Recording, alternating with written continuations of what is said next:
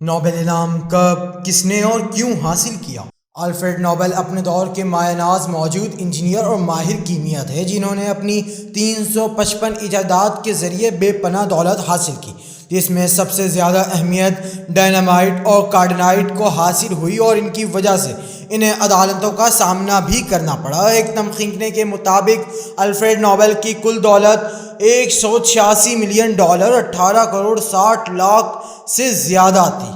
1888 میں ان کے بھائی ڈرم کا انتقال ہوا تو کئی اخبارات نے ان کے بھائی کی جگہ الفریڈ نوبل کی وفات کی خبریں، تعزیت اور کارنامے شائع کیے۔ ان میں سے ایک مضمون کا عنوان موت کے سوداگر کی موت تھا۔ اس تحریر نے نوبل الفریڈ کو ذہنی اور جذباتی طور پر شدید متاثر کیا کہ اتنی دولت، کامیابی اور شہرت حاصل کرنے کے باوجود دنیا انہیں مرنے کے بعد موت کا سوداگر نام سے یاد رکھے گی۔ لہٰذا انہوں نے اپنی توجہ فلاحی کاموں کی طرف موصول کی اور اپنے وفات سے ایک برس قبل 1895 میں انہوں نے پیرس میں سویڈن ناروے کلب کی ایک تقریب میں اپنی آخری وصیت کا اعلان کرتے ہوئے اپنی کل دولت کا 94% حصہ مختلف مضامین میں قابل قدر خدمات سر انجام دینے والے افراد کو نوبل پرائز دینے کے لیے وقف کیا۔ انہوں نے فزکس، کیمسٹری، فزیولوجی، ادب، میڈیسن، علمی امن کے شعبوں میں انعامات دینے کا اعلان کیا۔ اس وصیت کے ایک برس بعد دسمبر 1896 میں الفریڈ نوبل برین ہیمریج کے باعث انتقال کر گئے، مگر کئی ناگزیر وجوہات کی بنا پر تاخیر کے بعد نوبل پرائز سے متعلق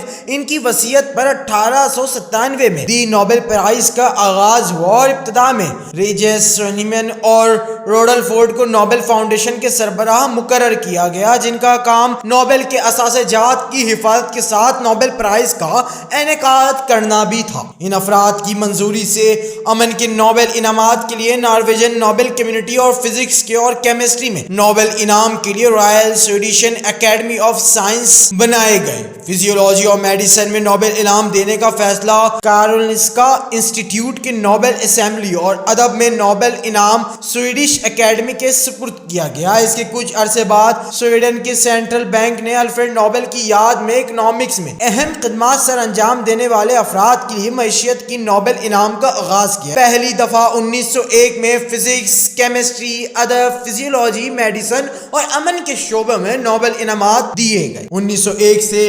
2017 تک معاشیات سمیت دیگر 6 شعبوں میں 585 دفعہ 923 افراد کو نوبل انعامات سے نوازا جا چکا ہے، جن میں 24 تنظیمیں ایسی ہیں جنہوں نے ایک سے زائد دفعہ یہ انعام حاصل کیا ہے۔ نوبل انعامات کا اعلان ہر برس اکتوبر کے پہلے ہفتے میں کیا جاتا ہے، تاہم انعامات دینے کی تقریب ہر سال 10 دسمبر کو الفریڈ نوبل کی برسی کے دن اسٹاکہولم میں منعقد کی جاتی ہے، جبکہ امن کے نوبل انعام کی تقریب کا انعقاد اسی روز اسلوی ناروے میں علیحدہ سے کیا جاتا ہے۔ انعام جیتنے والے ہر شخص کو ایک گولڈ میڈل کے ساتھ $11,10,000 کی خطیر رقم بھی دی جاتی ہے۔ گزشتہ کئی دہائیوں سے ریسرچ میں معاونت کی باعث محض ایک شخص کو پوری رقم دینے کے بجائے تحقیقی ٹیم کے اہم اراکین میں برابر تقسیم کر دی جاتی ہے، مگر ان کی تعداد کبھی 3 سے زیادہ نہیں ہوتی، یعنی فزکس، کیمسٹری، میڈیسن میں کسی بڑے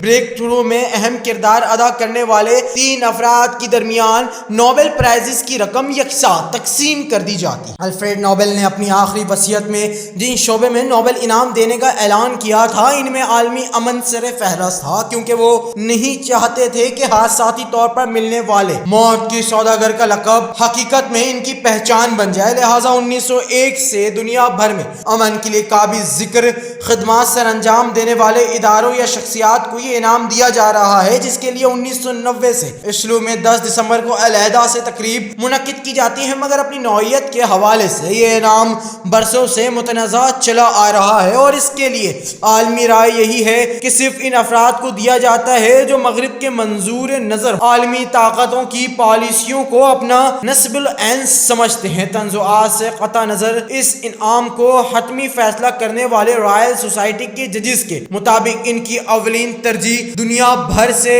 ایسے افراد یا ادارے ہوتے ہیں جنہوں نے مختلف اقوام کے درمیان تنازعات کے حل، اپنے ملک میں افواج کی تعداد یا نیوکلیئر تباہ کن ہتھیاروں کی تخفیف میں بنیادی کردار ادا کیا ہو۔ اس کے علاوہ وہ عالمی امن کے استحکام کے لیے مسلسل جدوجہد کرنے والے شخصیات کو بھی جیوری کی جانب سے اولویت دی جاتی ہے۔ امن کے نوبل انعام کے بارے میں تنقید پر شدت 2011 میں اس وقت آئی جب الفریڈ نوبل کے ایک پوتے مائیکل نوبل کی جانب سے یہ اعتراض کیا گیا کہ انعام کا فیصلہ کرتے وقت ان نکات کا خیال بالکل نہیں رکھا جاتا جو نوبل نے اپنی وصیت میں درج کیے تھے۔ اگرچہ کہا جاتا ہے کہ امن کے انعام پر نوبل نے کسی واضح پالیسیوں کا ذکر نہیں کیا تھا اور وہ صرف چاہتے تھے کہ ڈائنامائٹ، بیلسٹک اور اس جیسی ان کی دیگر ایجادات سے عالمی امن کو جو نقصان ہوا اور جنگوں اور حالات میں شدت آئی اسے روکنے کے لیے اقدامات کرنے والے افراد کوششوں کو سراہا جائے۔ تاہم پھر بھی اس ایوارڈ کی نامزدگی کو متنازع کہا جاتا ہے۔